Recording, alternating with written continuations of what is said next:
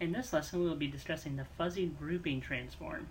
The fuzzy grouping transform uses a lot of the same logic that the fuzzy lookup transform does, in that it's used to clean bad data that you already have in a table.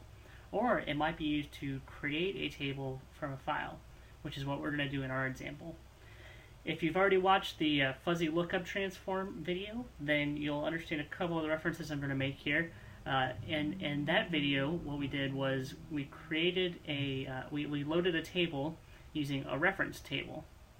We had a file that had a list of employees with their occupation, and the occupations were in all kinds of different formats. We had customer service representative, and some of it might have been abbreviated and some of it not.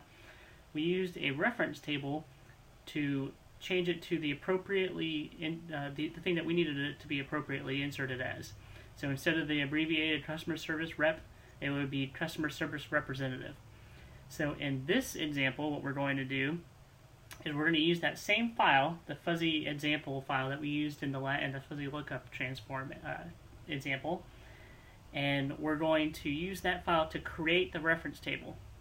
So in that reference table, all we had was just the occupation ID, which was an identity label, an identity integer, and then we had what the occupation label should be. So we're kind of going to reverse engineer what we did in the first one. Instead of creating a list of employees, we're going to create a list of occupations, and we're going to create them to be how we want it. They're going to be cleansed data. Instead of having misspellings and abbreviations, it's going to be exactly how we want it, and we're going to use that we're going to create that using the fuzzy grouping. What it does is it's going to examine suspect fields, and it's going to group them into similar groups. And we're going to pick that group that we decide is the most accurate, and we're going to display that group instead of the abbreviated column. We also have, again, we're going to have to use a string data, so that this fuzzy grouping transform can only be used with string data. Alright, so let's get to it. Let's create a new package called Lesson27. Right-click on SSIS Packages, say New Package. Let's rename that Lesson27.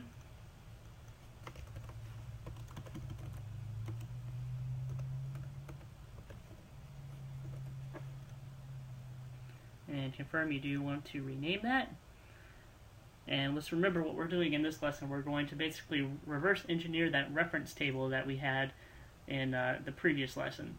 So we're going to create an occupation table based off that same flat file we had using the fuzzy grouping.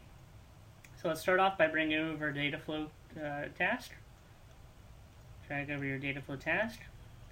And we're going to rename this one DFT fuzzy grouping. Alright, we're going to go ahead and create a new flat file connection manager by right-clicking, saying New Flat File Connection. And we're going to name this flat file connection occupations. And we're going to point it to the same file that we had last time called fuzzy example. Again, the first row is going to have our column names contained in it, so go ahead and click that. And again, you can see the titles, all the occupations have different abbreviations, but need to have the same meaning, basically. Okay, once we have our flat file connection manager set to the fuzzy example text file, go ahead and click OK. And open your data flow. We're going to go ahead and start off with a flat file source, bring that over. Oops, flat file source. And name that occupation load. Once you have that, go ahead and double click on the editor and go to your columns. As you notice, it automatically found the flat file connection manager we just created because that's the only one we have. Go to your columns and uncheck last name and first name because we don't need those in this one. We're creating the reference table which did not have the employee names in it. It only had the occupation label. So rename title occupation label.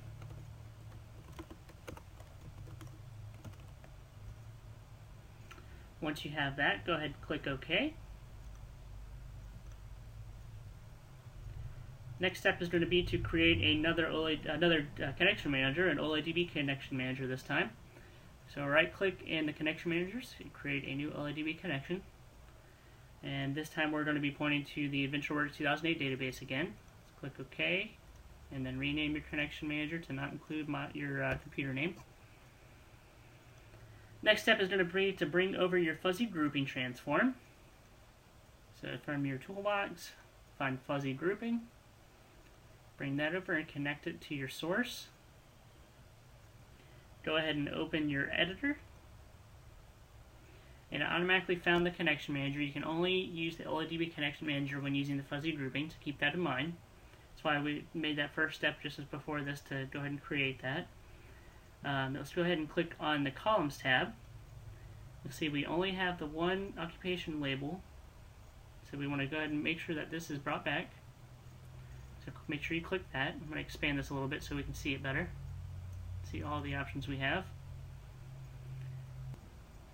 So our input column name is going to be occupation label. It's also going to be the same output column that we give it. The groupings, remember this is creating groupings for this column because we have a bunch of different things that essentially we want to be the same row, or the same. So we have customer service representative named 4 different ways, but we want it to be just one. So this grouping output alias is going to be the clean data, the one that we want. And we're using the fuzzy match type. Other things you can see here, the comparison flag and the numerals. The numerals are it's an option that allows for configuration of the numbers. So if you have if this is an address column, you might have some leading zeros or some trailing zeros or trading numerals. It's actually numerals, not zeros. And then you also have the comparison flag here. The comparison flag provides the option to ignore or pay attention to things like non-spacing characters, character width, symbols, and punctuation, things like that. For the most part, we're good here with the other options. The last tab here is the Advanced tab. In the Advanced tab, you'll see that we have the input key column name, output key column name, similarity score column name. What these are is that the key n here, that's what we're naming it. The key n, this column is the unique identifiers each row in the stream. So each row that we have going through our stream is going to be assigned this key in number. The key out number is for the grouping. So remember, we're grouping all of these things that the fuzzy lookup is deciding should be the same identifier. So again, go back to the customer representative. We named it 4 or 5 different ways, but this fuzzy grouping is going to group it all into one row, and that's what the key output, the key out is going to give an identifying a number to associate with that group. So keep that in mind. You'll have 4 different customer service representatives written 4 different ways, but that key out is going to identify that whole group of 4 different ones as one. Okay? Then the score, this column indicates the similarity of the row. So it's giving some kind of number between 0 and 1 that identifies what the score is, how close it is to being accurate. The only other things we need to do here is we're going to eliminate some of the token delimiters, leave the space and period, because we know we have spaces and period within our rows. And I've already adjusted this. This is something usually developers won't have to decide. There'll be some business rule for deciding the similarity threshold. I've already tested and figured out what the threshold is that we need for this example, and it's going to be 0.5. So move that to 0.5. Once you have that, go ahead and click OK. And then we're going to have one more step, which is a conditional split. And the reason we're having a conditional split is so that this fuzzy grouping, it's grouping all of these things together, but we need to tell it which ones to return. Remember, we're grouping a bunch of different rows that are kind of the same idea, but we don't want it to return all of them. We just want to return one to represent the whole group. So go ahead and bring over a conditional split and hit that to your fuzzy grouping. And once you have that, go ahead and open up your conditional split editor, and we're going to create an output named best match. So whatever's the best match is going to equal underscore key underscore n. Remember that the key n is each individual input row is given key n, and then where key in equals key out. So key out is the number that's associated with the group. What's best, that number is going to be what's best identifies the group. The default we're going to say is just delete. We're not even going to use them. And once you have that, we're ready to go with this. Go ahead and click OK. And then we're going to bring over an OLEDB destination to load these two. Go ahead and connect that. And we're going to say best match is going to OLEDB destination. Okay, let's go ahead and open our OLEDB destination. And we have it pointed to the right server, or the right database. Now we need to create a new table to load these occupations that we have coming here. If you're a little confused still, it's okay. You'll see at the end. I'll take a look at the original file and then the table created, and it'll all come together and make a lot more sense. So we're going to use this text that we have in from rocks.com or from the book. You can copy this in here to create the table.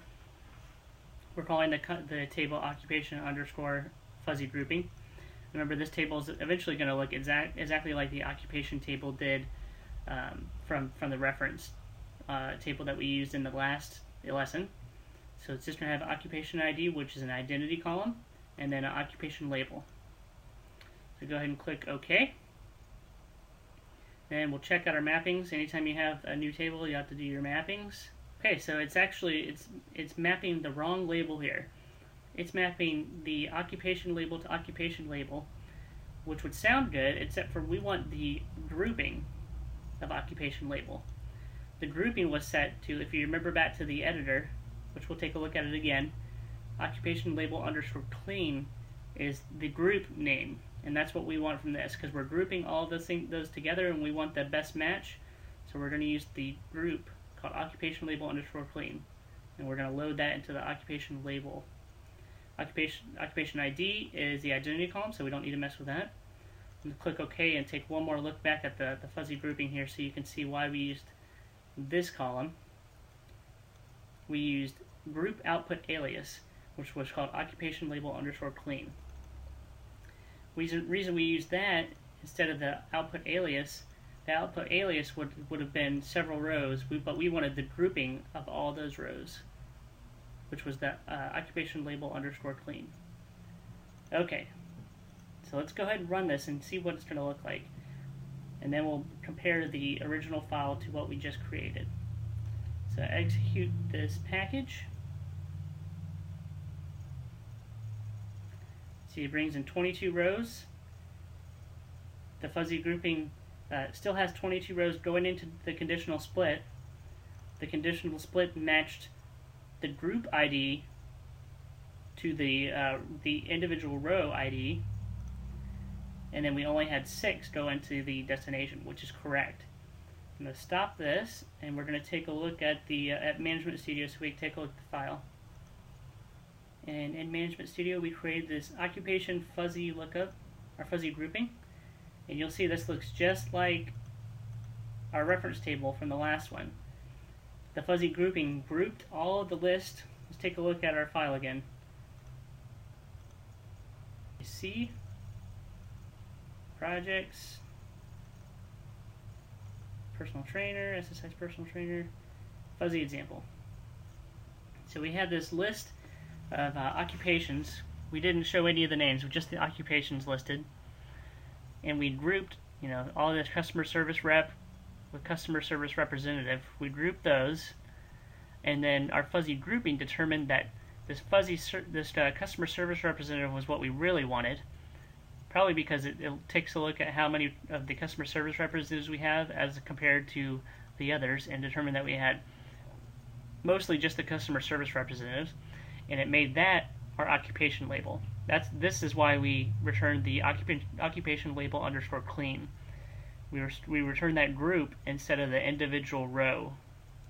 So that's how we got this. You'll see all of these actually look just like our initial reference table.